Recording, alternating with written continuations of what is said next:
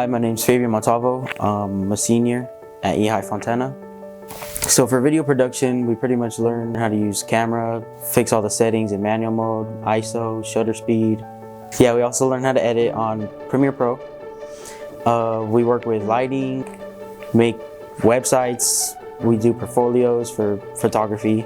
I learned more like how to use like a camera, or even we do these lighting labs in there where we like learn how to do right lighting, where it makes the person in the camera basically pop out. Is even script writing, because specifically like there's more to like, I think script writing, I thought it was just like writing what you're gonna do, but it's more specific to what you're gonna do. So I learned like a lot more than I expected. So honestly, it's really cool like being able to work with teams, because like it's more than just all doing your parts. You're gonna have to work together to create a whole like picture. Even in editing with the cameras and everything, you have to set everything up.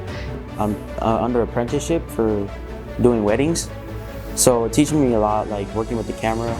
We did like product photography, which is something I want to get into too. It was something I really enjoyed in this school, because I get to experience what it's like and learn how to do it. I chose video production because I like to I like to entertain people. So like when I found this pathway, I kind of like wanted to like make videos or like movies or anything to like entertain people.